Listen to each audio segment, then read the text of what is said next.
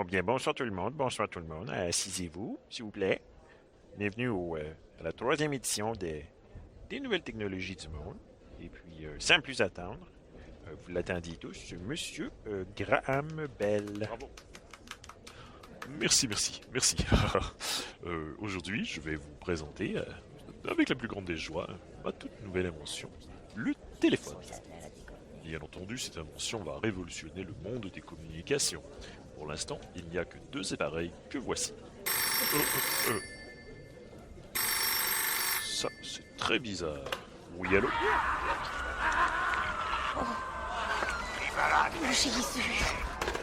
Bon. Évidemment, ce n'est pas encore tout à fait bon, hein.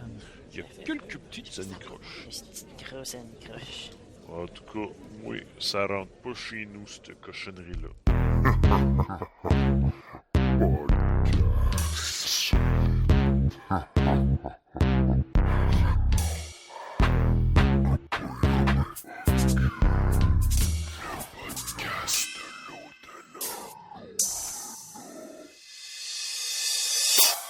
Eh bien oui, nous revoilà pour une nouvel épisode, hein?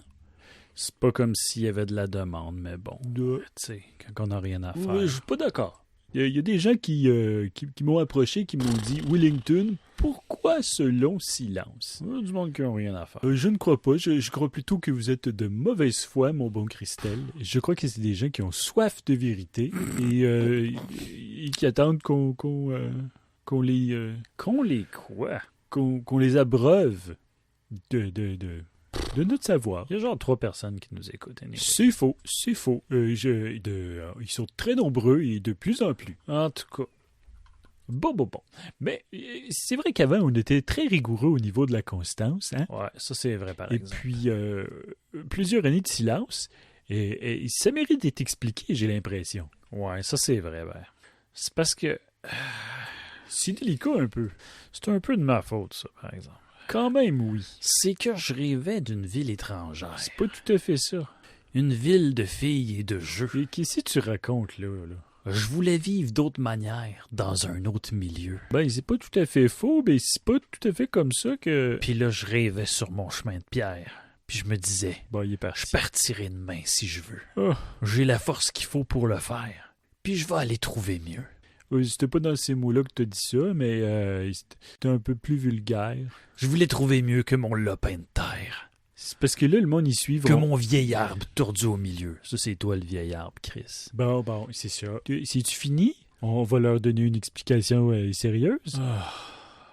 Trouver mieux que la douce lumière du soir près du feu. Bon. Ben, la vérité, c'est... Qui réchauffait mon père. Calice. Et la troupe entière de mes aïeux. Oui, bon. Ouais, je pense qu'on a compris. C'est bon Christelle, hein, gros fan de Francis Cabrel. Pas sûr que c'était une bonne idée de recommencer le podcast, finalement. Christelle? Christelle, excuse-moi, là, ça n'a pas d'allure, là, je suis un peu foufou. Hey, c'est pas grave, ça arrive des petites dérapes de temps à autre, hein. Ah, merci d'être compréhensible. Fait que dans le fond, ce que je voulais dire, là, c'est que j'ai fait le tour de la Terre. Christelle. Et j'ai même demandé à Dieu. Il va falloir faire du montage là-dessus. J'ai fait tout l'amour de la Terre. Et j'ai pas trouvé mieux. Bon, ben, parlez-moi de ça. Hein? Tant mieux. C'est fini, là? Je pense que oui. Ben, j'ai peut-être une chanson de Charles Aznavour que je voudrais chanter aussi. Non. On va appeler copain Alain. Vers les docks c'est assez de niaisage. Et l'ennui me court. Oh oui, copain Alain.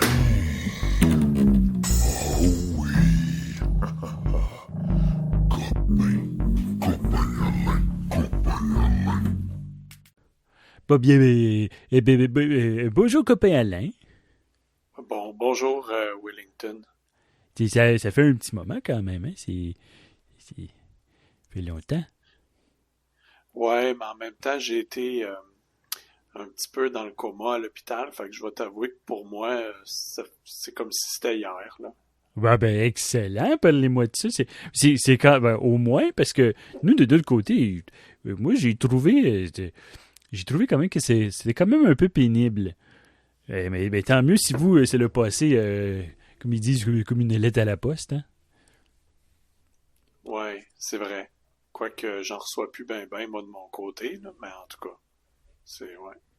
C'est de moins en moins commun, les lettres. Hein? À l'ère du numérique, comme ils disent, on reçoit tous nos petits bills dans le Gmail. Hein? Hmm. Ouais, c'est vrai. Parlant de bills, est-ce que c'est facile de payer les vôtres de ces jours-ci?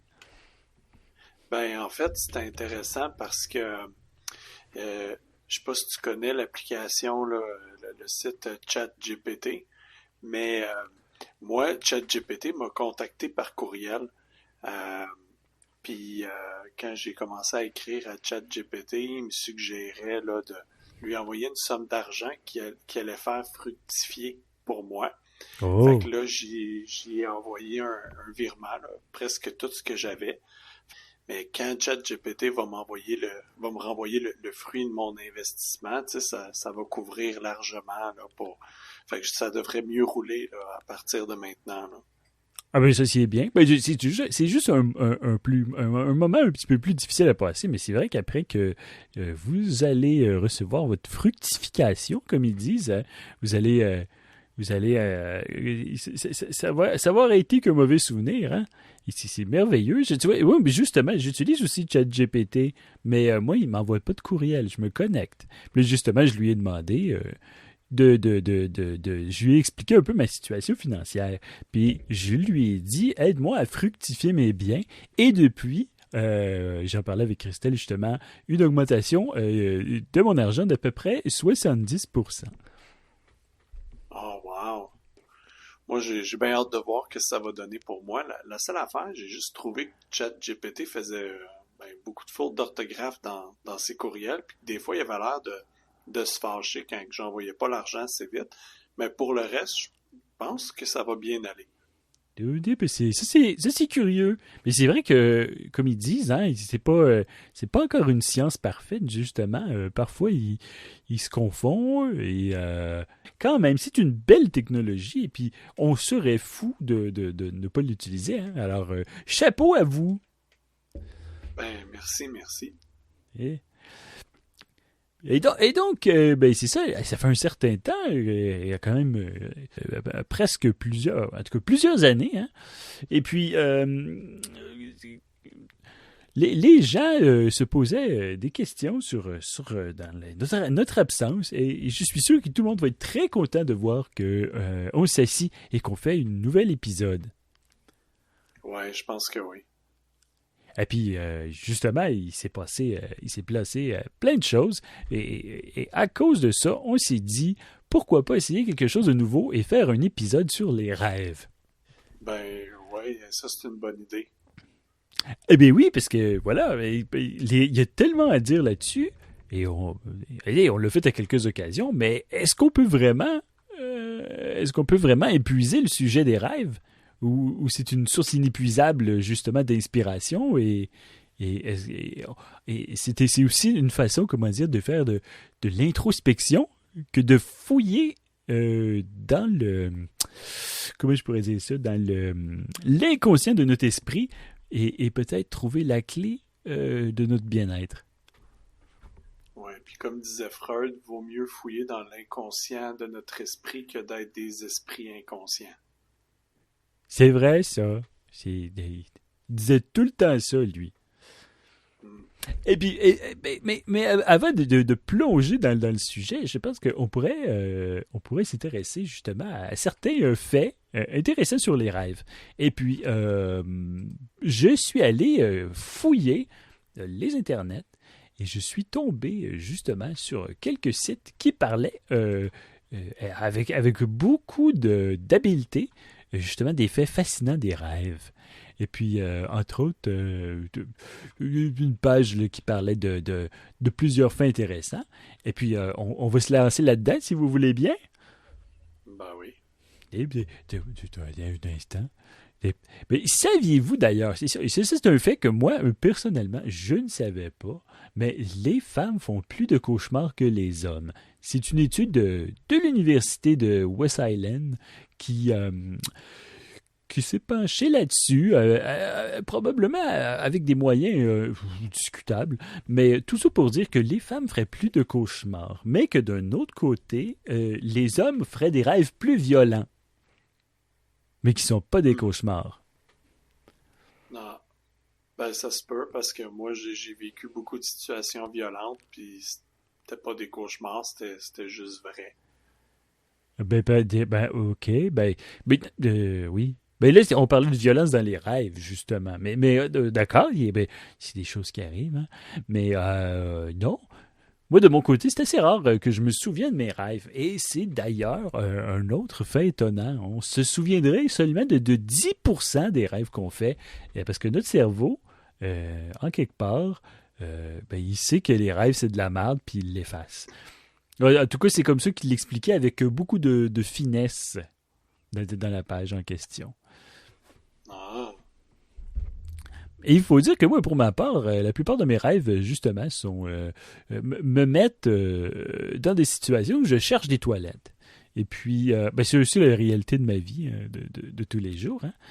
Mais par chance, je suis très, très je suis très au fait des toilettes alentour de chez moi et dans ma vie du quotidien. Hein. Et puis, j'y vais souvent. Ouais, ben, tu sais, quand il faut y aller, il faut y aller. Effectivement. Puis d'ailleurs, parlons-en des toilettes.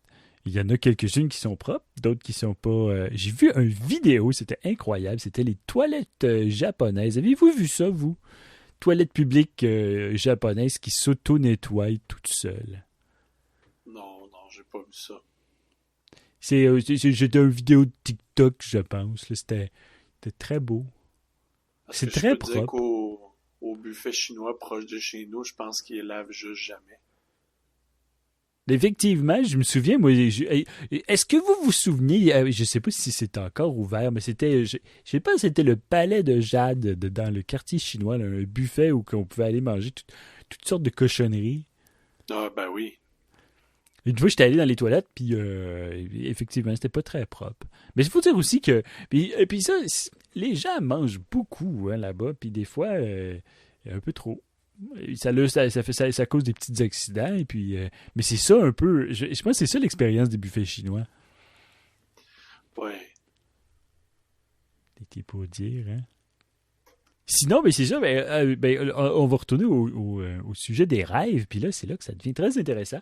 Alors, c'est une statistique intéressante où on dit qu'on dormirait, on ferait des rêves pendant plus de 6 ans de notre existence. Et puis ça, je trouve ça que c'est intéressant.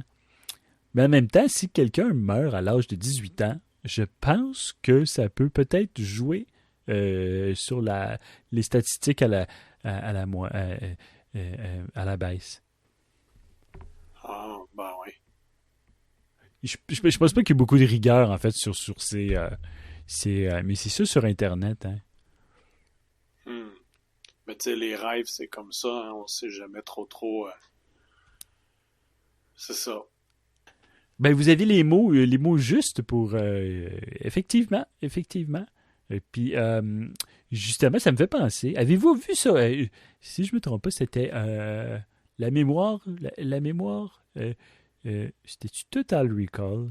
C'était comme ça, c'est intéressant parce que, justement, là, on déraille un peu du sujet, mais au cinéma, il y a eu beaucoup de films en rapport avec les rêves. Et je pense, et c'est la chose qui me frappe immédiatement quand j'y pense, c'est le film Total Recall avec Arnold. Ah oui, ça c'était bon ce film-là. Ça, c'est le gars qui est comme pris en otage dans une cabine de téléphone, là, puis qui peut pas sortir de la cabine sinon elle va exploser. Non. Mais mais vous, c'est parce que vous parlez de Colin Farrell. C'est Colin Farrell? Je suis plus sûr. Dans la cabine? Ouais, je pense que c'était lui. Ouais, non. Si je me trompe pas, c'était comme... J'avais cru comprendre que c'était comme la suite spirituelle de Clanche. Mais peut-être que je me trompe aussi. Je suis pas sûr. Ah, ça fait du sens. Oui. Et puis, mais non, moi, en fait, je parlais du film avec Arnold où il se paye un voyage. Puis là, ça fait rêver, là, quand même. Il se paye un voyage où c'est dans un monde où on se connecte un peu à la réalité virtuelle. On n'est pas très loin de ça avec avec mon VR. Mais, donc, il se connecte, puis on lui implante une mémoire temporaire où il peut rêver d'être un espion. Et puis là, ça se passe pas tout à fait bien, mais on n'est pas sûr de si c'est réel ou si c'est un rêve ou si ça fait partie de la simulation. Bref, on est un peu dans le... On pourrait se poser des questions. Et puis c'est un peu ça. Hein. C'est les films avec Arnold, souvent, il y a de nombreux degrés. Et ça fait aller les méninges, hein? Ouais, ben, il est reconnu, hein, c'est un intellectuel. Et oui, effectivement. Puis puis on peut s'arrêter et se dire c'est un film un peu idiot, mais quand on s'arrête puis qu'on y pense, c'est là que tout son génie se met en œuvre, puis on comprend justement toute la complexité alentour de l'œuvre. Ouais. Comme le film Les Jumeaux. Ah oui, ça c'était bon. Si on retourne au rêve, parce que là, c'est ça, c'est aussi, ça fait partie de mon habitude. Je déambule, je passe d'une chose à l'autre, mais en tout cas, bref, je vais essayer de rester focusé. Et puis, sinon, comment dire, paraît-il qu'un beau nombre de gens rêveraient en noir et blanc. Ah ben. Mais moi, ça m'a surpris un peu, ça. Vous, est-ce que vous rêvez en couleur? Ah oui, ben oui. À défaut d'avoir une télé couleur, au moins mes rêves sont en couleur. Ah ben tant mieux. Ça, c'est bien. Ça serait dommage, hein, parce que... Mais paraît-il que ça serait à cause que c'est une génération plus ancienne où, avec l'écoute de la télé en noir et blanc, paraît-il que certaines personnes rêvaient en noir et blanc. Et puis que maintenant, ça serait un petit pourcentage de la population. Mais je me demande si les daltoniens, eux, peuvent rêver en couleur. Ouais, probablement qu'eux autres, ils voient le Père Noël brun. Mais ça fait du sens, ça. Ça fait du sens. Et justement, moi, de mon côté, je sais pas pour vous, mais c'est souvent quand je dors un peu mal que je fais des rêves. Et ça, j'ai remarqué ça. Et quand je me réveille un peu dans la nuit et que je me recouche et que je suis comme dans un semi-sommeil, c'est là que je vais faire des rêves vraiment bizarres. Et puis, je me rappelle plus le terme. Je pense que c'est les rêves le sommeil paradoxal dans lequel on rêve. Et puis moi, je pose une affaire à l'autre sans grand sens, mais c'est toujours agréable d'avoir la possibilité justement de profiter de cet instant-là pour rêver un peu, puis avoir des expériences ouais. Ouais, ben, je fais pas des rêves souvent, mais j'en fais des fois des très, très, très drôles. Ah ben c'est bien. Et Christelle, vous faites souvent des rêves? Non. Bon. Quoique, alors maintenant que j'y pense, j'ai fait un rêve, ça fait quoi? Ça doit faire une semaine ou deux, là, je m'en souviens plus. En tout cas, c'était un peu bizarre. Est-ce que vous connaissez le comte de Saint-Germain? Non. Le monsieur de la Renaissance, là, qui était bien... c'était un des hommes qui tournait autour de Madame de Pompadour. C'est ça. En tout cas, ben, j'ai rêvé que j'étais le comte de Saint-Germain. Puis là, ben, j'étais dans mon laboratoire, puis je brettais des affaires. Puis là, j'entendais des gens. J'avais comme il y avait une vitre dans mon. Puis là, j'entendais des gens dehors qui jasaient, mais ça avait du fun, puis tout. Puis habituellement, moi, je suis pas ben social, mais là, je regardais. Puis je me suis dit, ça, je sais pas ce qui se passe. Je vais aller voir. Fait que je dépose mes affaires. Je descends en bas. Puis là, j'étais habillé beau, là, parce que je suis poudré. J'ai une espèce de costume là, de la Renaissance. Puis là, j'arrive, Puis là, il y a là, dans mon rêve, j'y connaissais. Là. Il y avait Eduardo de la Fourche, Michael, je m'en rappelle plus là. Parce que bref, il arrive avec un petit œil taquin. Puis là, je me suis dit, eux, c'est des hosties. Mais j'ai fait comme parce que tu sais, je suis le comte de Saint-Germain, là, fait que j'ai quand même un certain charme puis tout ça, là, fait que je peux pas juste me comporter de façon socialement incorrecte. Fait que là, je m'approche, je vais les voir, puis là, il m'explique qu'il s'apprêtait à faire une grande joute de cloche à vache. Puis là, mais là, tu sais, moi, je savais pas trop c'était quoi, mais il m'explique vite fait que dans le fond, ça consiste à prendre des gros cônes oranges, là, comme, tu sais, les cônes oranges qui sont sur la route, là. C'est pas très Renaissance, là, je vous l'accorde. Mais, en tout cas, puis on court après les gens, puis on leur frappe les fesses avec le cône, puis quand on réussit, on crie « cloche à vache ». Puis là, ben, au début, je trouvais... j'ai vite pris goût. Puis, ben, c'est ça, là. C'était ça, mon rêve. Aïe, aïe. Ça doit donner goût de le faire comme dans la vraie vie aux gens quand tu croises des cônes oranges dans la rue. J'avais pas pensé à ça, mais maintenant que tu le dis... Ben, en fait, ouais.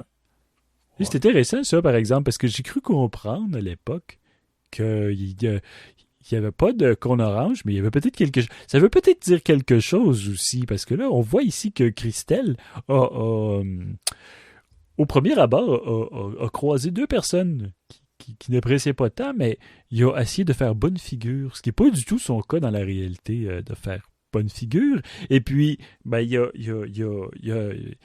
c'est ça, fait que qu'est-ce que ça cache, ça, vous pensez, copain Alain? Ben moi, je pense qu'en dedans de lui, Christelle veut faire le bien, mais qu'il y a une dichotomie dans sa personnalité qui fait en sorte que, ben, quand il veut faire le bien, en fait, c'est le mal qu'il fait, puis dans son rêve, ben, vu qu'il n'est pas lui-même, il réussit par son inconscient à aller chercher la partie de lui qui est bien, puis qu'en se réveillant, il jette aux poubelles. Ben, c'est une belle analyse, c'est une belle hypothèse, mais moi, je pense plus que c'est parce que je suis un peu mort en dedans. Bon, ben voilà, ben c'est... OK, ben, c'est intéressant, c'est intéressant. Mais tu vois, ça, c'est aussi, c'est une figure de style, j'ai l'impression. Ben, c'est ça. Mais je trouve il y avait quelque chose de fascinant. Puis, ça me fait penser que moi aussi, de mon côté... c'était pas tout à fait...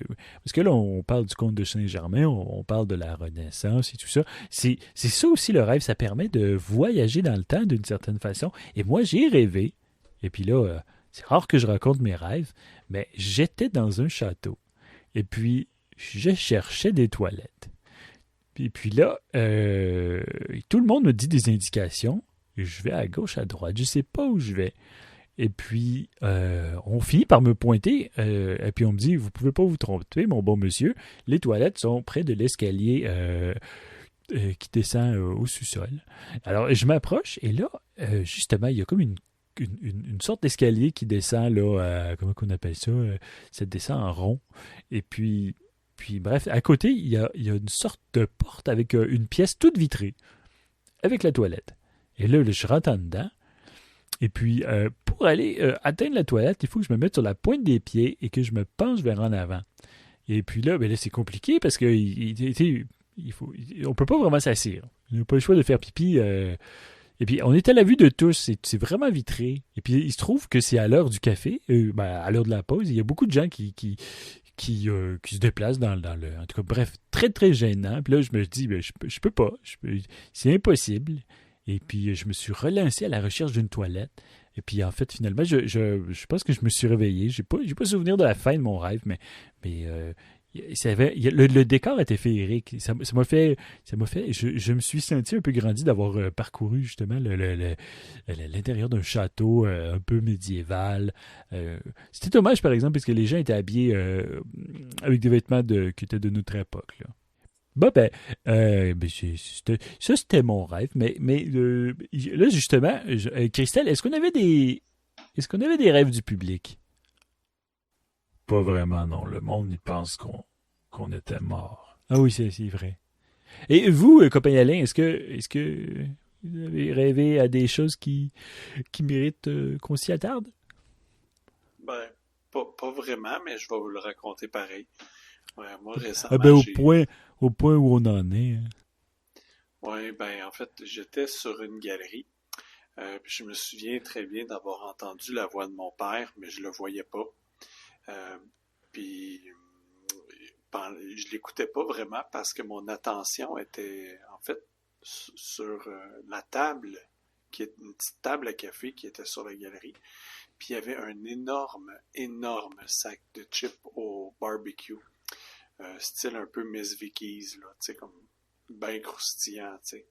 Fait que dans mon rêve, j'ai commencé à en manger 1, 2, 3, puis finalement, je me suis empiffré de chips non-stop. Puis tout le long que je mangeais des chips, je me disais dans ma tête, maudit gros porc. T'es vraiment, Alain, un cochon. Puis là, j'enfilais les chips une après l'autre, puis j'ai vraiment mangé tout le sac en me disant, maudit t'es cochon, tu vas le regretter, tu vas être malade, tu vas être gros, tu vas faire une crise cardiaque. Puis je me suis réveillé, tu sais, puis je ressentais beaucoup de culpabilité à cause de mon rêve, pour réaliser que finalement c'était juste un rêve, puis je ne vais pas me sentir coupable. Puis là, je me sentais coupable de ne pas en avoir mangé plus pendant que je le pouvais, parce que dans la vie, je suis pas capable de me payer ça, moi, un gros sac de chips barbecue. Et puis ça, c'est intéressant. C'est intéressant d'ailleurs parce que juste la façon dont vous, justement, vous avez fait une... Si on veut, vous êtes penché sur vous-même, et vous êtes arrêté et vous avez dit gros porc. Puis et s'arrêter puis de prendre le temps de s'analyser soi-même. Je trouve que c'est un exercice qui est noble. Et puis c'est tout à votre honneur. Ouais. Et justement, ça me fait penser... Puis là, ça fait longtemps que j'ai rêvé ça, mais en fait, je sais pas si vous vous souvenez, dans la série Watatatao, il y avait... je suis plus sûr, là, ça fait longtemps, mais il me semble qu'il y avait des sœurs jumelles qui vivaient dans un appartement quelconque, là, on s'en fout un peu. Puis je me souviens d'avoir rêvé que j'allais leur rendre visite à ces deux dames, et puis... il m'offrait justement, il m'offrait pas un poulet à part entière, mais il m'offrait, puis c'était généreux de leur part, de la peau de poulet. Mais en quantité folle, parce que j'ai quand même un faible pour la peau croustillante du poulet. Et puis, mais là, c'était un festin de peau de poulet. Puis je me souviens que dans mon rêve, j'avais fait tout. J'avais fait beaucoup de peau de poulet. Et puis je me lançais et je dévorais ça. Ça croquait en bouche un peu. Et puis je me souviens, malgré que c'était un rêve, que j'avais un trop plein de peau de poulet. Et puis j'avais mal au cœur. Et puis là, j'ai... Petite interruption. Ici, on parle des sœurs Fraser, Julie et Chloé dans Watatatao. Des hosties de folles. Là, j'en avais tellement mangé que je regardais je me suis tourné, j'ai regardé les personnages du rêve, les deux jumelles de Watatata, puis j'ai fait c'est dégueulasse. Puis je me suis réveillé un peu confus. Puis j'écoutais pas vraiment ça, Watatata, en plus, c'était pas de mon âge. Puis étrangement, j'avais des ballonnements. Je me sentais... j'avais vraiment l'impression de devoir manger comme un gros porc du poulet. Et puis, ça me fait penser, vous, justement, c'est quand même un drôle de rêve là, de manger comme ça des frites, pas des frites, excusez, des chips. Mais est-ce que vous avez fait d'autres rêves en rapport avec justement le poids et le fait que vous vous sentez comme un gros lard? Ben, en fait, j'ai fait un autre rêve, puis c'est pas vraiment moi qui était question, là, à moins que c'était métaphorique, puis que je m'en suis pas rendu compte, là, mais j'ai rêvé que j'assistais à une scène qui s'est déroulée sur plusieurs semaines. Puis c'était l'acteur Christian Bale qui était dans une maison vide, une grande maison vide, avec un autre monsieur. Puis l'autre monsieur lui demande de l'aider à faire des rénovations, puis en échange, il va le nourrir. Fait que là, Christian Bale, il décide de faire les rénovations. Fait qu'il commence à faire la structure des pièces que le monsieur il veut. Puis le monsieur lui amène toujours des lunchs très gras. Tellement gras, en fait, que rapidement dans le rêve, Christian Bale devient extrêmement gros. Puis il se plaint, puis il dit « Arrête de me faire des repas gras, là, tu le vois bien, je suis en train de devenir un gros porc. » Puis là, l'autre monsieur, il sourit, puis il dit « Ben non, il dit, tu travailles fort, tu le mérites, tu sais, garde-toi, là, mange, mange. » Puis là, il amène des lunchs, là, puis c'était gras comme... Ça avait pas de bon sens, là, c'était genre comme un bol rempli. Genre de vaseline, en tout cas. Puis là, Christian Bale, ben, il mangeait, tu sais, de bon cœur, là, puis à grosse cuillère, let's go, tu sais, puis il est vraiment devenu très gras, à un point où, à un moment donné, il travaillait sur les rénovations, puis il avait presque fini, toutes les murs étaient comme toutes finis, il restait juste comme un gros carré par lequel il pouvait parler à l'autre monsieur, tu sais, parce qu'il y avait comme tout fini le mur, puis il restait juste comme un trou dans le mur par lequel le Christian Bale puis le monsieur pouvaient se parler. Puis là, Christian Bale, il pouvait y ramper, là, tu sais, puis il dit au monsieur, il dit, écoute, là ça n'a plus d'allure, là, je suis rendu ben trop gras, là, arrête, là. Puis là, je suis même plus capable, tu sais, je vais avoir de la misère à passer par le petit trou, là, pour sortir de la pièce. Puis au moment qu'il dit ça, ben, en fait, le monsieur, il arrive avec une grosse planche de bois, en souriant, puis, ben, il emmure Christian Bale dans la pièce. Puis je me suis réveillé en sueur avec la voix de Christian Bale qui criait. Parce qu'il venait de se faire emmurer puis qu'elle est crevée là. Mon Dieu, c'est perturbant. C'est perturbant. Et je me demande si ça cache pas quelque chose. Est-ce que vous vous sentez emmuré par vos décisions? Ben, on dirait que ça ressemble pas mal à ma vie en général. Sauf les mets gras et succulents. Ouais, effectivement. Ça ressemble aussi un peu au film Equilibrium. Mais à l'état métaphorique. Oui, je pense que oui. Puis justement, lui, ce bon Christian Bale, il était un peu... comment on pourrait dire ça? C'est un peu comme... il a changé son poids beaucoup dans certains de ses films. Il a passé de très, très gros à très, très maigre. Hein? C'est... Il y a une motivation au niveau du changement de son poids. En tout cas, mais c'est un intéressant rêve. Moi, ça m'a donné des frissons, surtout le bout avec la planche dans... c'est un peu comme si ça aurait fait une bonne épisode de Twilight Zone. Oui, c'est vrai. C'est vrai. En tout cas, c'est dommage, j'étais trop jeune pour jouer dans ça à ce moment-là, mais bon, il aurait pu, puis ça aurait été... il y a une nouvelle série d'ailleurs, fait qu'il pourrait rien ne lui empêche de ne pas jouer cette histoire-là. Là. Ben oui, c'était... En tout cas, moi je pense qu'on a fait un peu le tour des rêves, hein? Et de leur signification, puis justement, comment l'inconscient nous parle, et puis nous guide parfois par l'entremise des rêves. Et puis je pense qu'il faut s'arrêter, et puis tout le temps faire une introspection à chaque matin pour... essayer de voir si notre corps essaie pas de nous crier quelque chose. Hein? Je sais pas ce que vous en pensez. Ben, ça fait du sens. Moi, il me crie souvent qu'il faut que j'aille aux toilettes.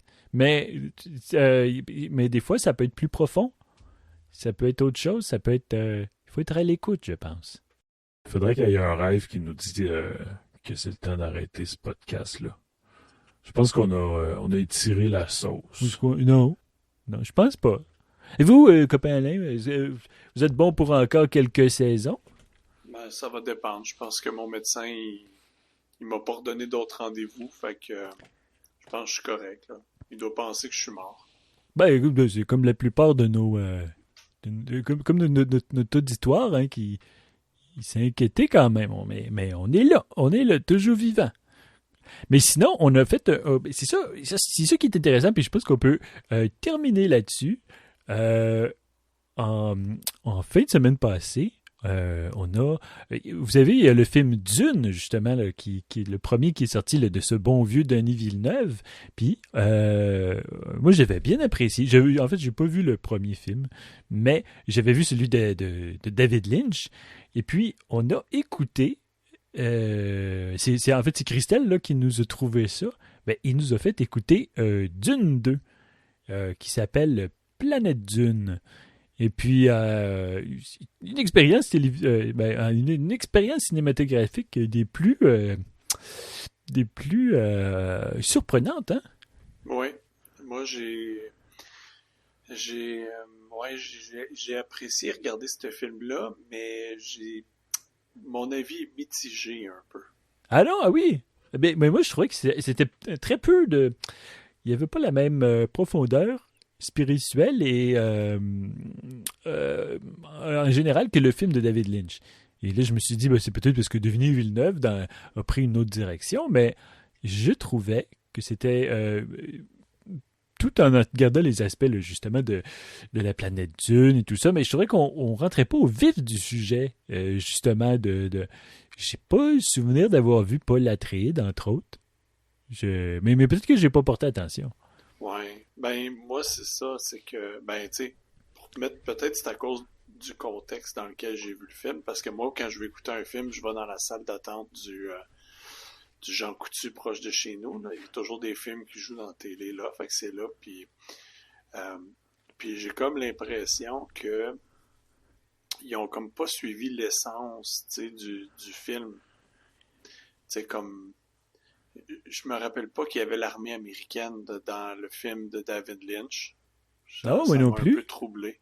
Ça m'a surpris. Ça m'a surpris que Shani, qui était, en fait, c'est la même actrice que dans le premier, était maintenant comme une sorte de dirigeante militaire américaine. C'était un peu surprenant. Ouais, c'est ça. J'avais comme l'impression que c'était autre chose. Puis on voit moins comme le conflit intérieur de Paul Atreides qui veut venger son père. Il y a comme aucune mention à ça dans ce film-là. Je trouve que Denis Villeneuve a fait un peu tourner les coins ronds. C'est pas son genre d'habitude. Mais c'est ça que je me disais, mais en même temps, je me suis dit peut-être qu'il s'est dégagé de l'histoire principale pour aller traiter un aspect qu'il avait envie de plus toucher. Justement, quand on se dégage de l'œuvre principale, on peut se permettre un peu plus de liberté, hein, sans choquer les grands fans invétérés de la série. Et justement, de suivre l'histoire de ces, on pourrait dire, de ces militaires je ne me rappelle plus pourquoi ils allaient sur la planète, là, mais ces gens qui étaient comme pas des prisonniers, mais des gens qui avaient à payer leur dette à la société, et puis ils sont envoyés sur une planète dans une sorte de mission de sauvetage, et puis ils se rendent compte qu'il y a des vers géants, là, les vers de Dune, bien entendu, et puis ça nous change de l'histoire principale, mais est-ce que c'était voulu, c'était quelque chose que Denis Villeneuve voulait traiter? Ça m'a quand même intrigué. Et puis, je trouvais justement aussi le jeu des acteurs. Il y avait des actrices, plus principalement la première, le personnage principal qui a pour tout talent d'avoir un visage agacé. Mais c'est ça, sinon, elle laisse paraître que très peu d'émotions. Et j'ai l'impression que des fois, de laisser paraître très peu d'émotions, c'est pas facile. Fait que, chapeau parce que je la sentais vide. Et puis, les effets spéciaux, vous en avez pensé quoi, vous? Moi, j'ai trouvé que c'était... ça m'a surpris. Ça m'a surpris. Moi, j'ai trouvé ça excellent. Je trouvais que c'était à la hauteur de ce qui se fait aujourd'hui. Ouais. Mais je comprends pas, par exemple, parce que je suis allé voir sur Internet, puis ça disait que c'était un film de 2021, mais pourtant, tout le monde en parle comme cette année. Moi, en fait, c'est ça, c'est ce que justement, j'ai pas vu les dates ou rien. J'ai eu le luxe, justement, que Christelle m'a tout. M'a arrangé l'écoute, hein. Il a mis ça dans la télé, puis il m'a dit c'est tiens, Dune 2. Puis, ben, ça m'a. J'ai pu profiter de l'expérience. Ben, de temps en temps, Christelle faisait des petits rires gras à des endroits, en tout cas, mais bref, j'ai quand même profité de l'expérience, mais effectivement, j'étais un peu confus, puis aussi, très peu, puis là, ça, c'est une affaire qui est bien regrettable à notre époque, c'est que les bandes annonces sont parfois, comment je pourrais dire ça, ils nous laissent pas voir réellement le film qu'on va voir, parce que j'ai écouté la bande annonce de Dune 2, et j'ai vu très peu, voire aucune des scènes de la bande annonce. Alors ça, c'est spécial, par exemple. Il me semble que c'est comme la moindre des choses d'en mettre au moins une scène. Ben, ce que je me suis dit, ben, il y avait les verts, par exemple, mais c'était pas les mêmes. C'était pas exactement pareil. Mais sinon, l'expérience cinématographique était quand même... J'ai été heureux. C'est plus rare maintenant que je m'assieds et que j'écoute un film du début à la fin. Et puis, ben, ça bougeait. Puis, mais bref, moi qui est un grand fanatique de l'œuvre de Frank Herbert, j'ai trouvé que Denis Villeneuve s'était pris beaucoup de liberté et puis qui était allé dans des zones qui n'avaient pas été visitées. Puis ça, c'est astucieux parce que c'est de faire ça à notre époque, c'est un courage. C'est un courage qui il s'est dit tant pis la critique, je me lance et je me fais plaisir, et même si ouais. Et puis j'étais surpris aussi d'être à la maison pour l'écouter, mais j'étais quand même content parce que Christelle est un homme avec tout plein de moyens, mais je sais qu'officiellement je pense que le film était encore au cinéma. Ben c'est ça. J'ai comme l'impression que les gens qui payent 15$ pour aller voir ce film-là, actuellement, se font un peu avoir parce qu'il est sorti en 2021. Oui, c'est ça. Toute une bande d'idiots.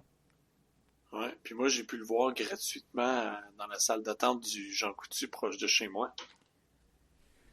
Ben oui, puis en plus, souvent, vous étiez sous l'œil rassurant de Jean Coutu, parce que souvent dans la salle d'attente, il y a tout le temps cette grosse pancarte de Jean Coutu avec un regard rassurant. Hein? Vous l'avez vu là, souvent. Moi ça arrive souvent. Là, je vais prendre ma pression là-bas, puis c'est tout le temps un endroit où qu'on se sent bien. Ah, mais en tout cas, tant mieux. Oui. Tout ça pour dire que moi, mon expérience, je m'en ai senti grandi. Et puis, je pense qu'on devrait faire un segment de films à tous les épisodes où qu'on écoute des films, des grands classiques, parce que j'ai l'impression que les gens sont curieux de savoir qu'est-ce qu'on en a pensé. Puis Dune, justement, c'était un film qui a fait beaucoup jaser cette année. Et puis, on peut en être fier d'ailleurs. On peut en être fier. Je sais pas pourquoi, mais on peut. Ouais. Je pense que c'est un grand film québécois, je pense. Oui, je pense aussi. Je pense ça a été tourné, si je me trompe pas, ça a été tourné à la TUC. En tout cas, tout ça pour dire que c'était un nouvel épisode sur les rêves. J'espère que tout le monde a apprécié. Et puis, gênez-vous pas là, à nous envoyer vos rêves. Parce que j'ai l'impression que un épisode sur 2, on parle des rêves. Parce que c'est un sujet inépuisable qui nous tient à cœur. Hein? Et puis, sur ce, n'oubliez pas d'aller visiter... Christelle, ils vont visiter quoi? On peut être vu sur quelle plateforme? Ouais, les affaires, là. C'est bon, ok. Bon, allez nous voir sur les plateformes. Puis, sur ce, en vous souhaitant une bonne soirée. Et puis, si on se fie à peu près à notre constance, on se revoit dans quelques années.